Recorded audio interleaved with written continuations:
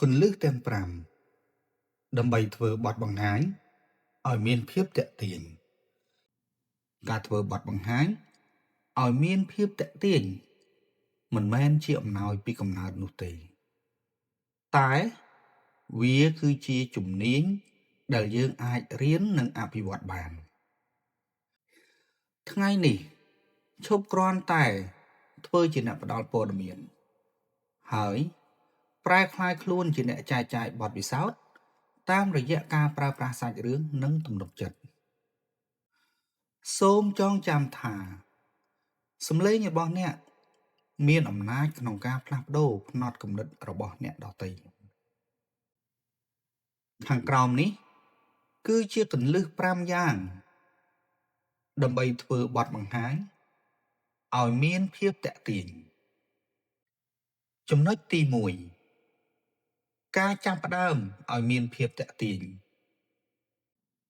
នៅក្នុងនាទីដំបូងនៃការធ្វើបទបង្ហាញរបស់អ្នកគឺជាម៉ោងមាសសូមកុំចាប់ផ្ដើមដោយការណែនាំខ្លួនដែលគួរឲ្យធុញទ្រាន់ពេកចូលចាប់ផ្ដើមដោយការសួរសំណួរជាមួយនឹងការលើកឡើងនៅស្ថិតិដែលគួរឲ្យភ្ញាក់ផ្អើលឬការនិយាយនៅសាច់រឿងខ្លីមួយដែលពាក់ព័ន្ធទៅនឹងប្រធានបទការធ្វើបែបនេះនឹងទាក់ទាញចំណាប់អារម្មណ៍របស់អ្នកស្ដាប់ភ្លាមហើយធ្វើឲ្យពួកគេចង់ដឹងថាតើអ្នកនឹងនិយាយពីអ្វីបន្តទៀតបើអ្នកអាចឆក់យកចិត្តរបស់អ្នកស្ដាប់តាំងពីពេលដែលចាប់ផ្ដើមនោះជោគជ័យនៃការធ្វើបទបង្ហាញរបស់អ្នកនឹងសម្រេចបានពាក់កណ្ដាលទៅហើយចំណុចទី2ការប្រើប្រាស់សាច់រឿងដើម្បីបញ្ជ្រាបខ្លឹមសារមនុស្សចូលចិត្តស្ដាប់សាច់រឿងជាងការស្ដាប់ទិន្នន័យតែមួយមុខប្រសិនបើអ្នកចង់ឲ្យអ្នកស្ដាប់ចងចាំចំណុចណាមួយចូលភ្ជាប់វាជាមួយនឹងបទពិសោធន៍ពិតឬឧទាហរណ៍ជាក់ស្ដែងសាច់រឿងជួយបង្កើតអារម្មណ៍តភ្ជាប់រវាងអ្នកនិយាយនិងអ្នកស្ដាប់នៅពេលអ្នកបញ្ចូលអារម្មណ៍ទៅក្នុងព័ត៌មានដែលអ្នកផ្ដល់ឲ្យវានឹងធ្វើឲ្យខ្លឹមសារនោះដក់ជាប់ក្នុងចិត្តរបស់អ្នកស្ដាប់បានយូរនិងងាយយល់ជាងការនិយាយតែទ្រឹស្ដីសុទ្ធសាធចំណុចទី3ការរក្សាស្លាយឲ្យសាមញ្ញនិងមានរូបភាពទាក់ទាញកំហុសដ៏ធំមួយគឺការដាក់អត្ថបទច្រើនពេកនៅលើស្លាយដែលត្រូវធ្វើការបង្ហាញចូលចាំថាស្លាយគឺជាឧបករណ៍ជំនួយដល់អ្នកមិនមែនជាកន្លែងដែលអ្នកអានតាមនោះទេចូលប្រើច្បាប់រូបភាពមួយគំនិតមួយហើយរូបភាពនោះផងដែរគឺជារូបភាពដែលមានគុណភាពខ្ពស់ graphic ងាយយល់និងអត្ថបទខ្លីៗដែលជាចំណុចគន្លឹះការធ្វើបែបនេះ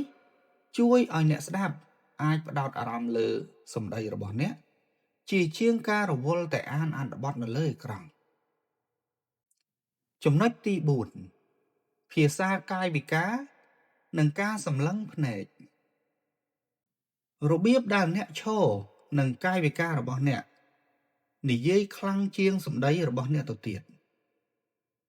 សូមរក្សាជំហរឲ្យត្រង់បើកស្មានិងប្រើកាយវិការដៃរបស់អ្នកដើម្បីបញ្ជាក់ពីចំណុចសំខាន់អ្វីដែលសំខាន់បំផុតគឺការសម្លឹងភ្នែកចូលព្យាយាមសម្លឹងទៅកាន់អ្នកស្ដាប់ឲ្យបានសព្វគ្រប់ជ្រុងជ្រោយមិនមែនសម្លឹងតែអេក្រង់ឬពីដាននោះទេការសម្លឹងភ្នែកបង្កើតនូវទំនុកចិត្តនិងការបង្ហាញថាអ្នកកំពុងផ្ដល់តម្លៃឲ្យអ្នកស្ដាប់ម្នាក់មានអារម្មណ៍ថាត្រូវបានគេផ្ដល់សារៈសំខាន់ចំណុចទី5ការហ្វឹកហាត់ និងការគ្រប់គ្រងការភ័យខ្លាចចំពោះបញ្ហានេះសូម្បីតែអ្នកនិយាយជំនាញក៏នៅតែមានបញ្ហាភ័យនេះផងដែរប៉ុន្តែពួកគេចេះវិធីគ្រប់គ្រងវាវិធីសាស្ត្រដែលល្អបំផុតគឺការហ្វឹកហាត់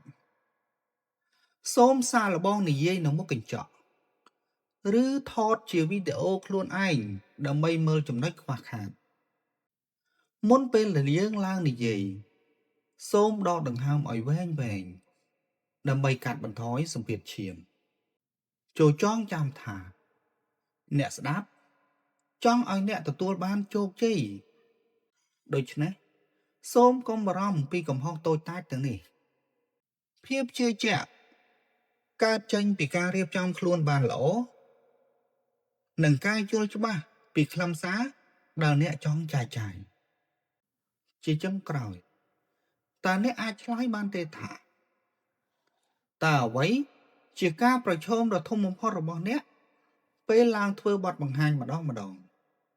សូមធ្វើការចែករំលែកបទពិសោធន៍របស់អ្នកនៅក្នុងខមមិនខាងក្រោមដើម្បីឲ្យពួកយើង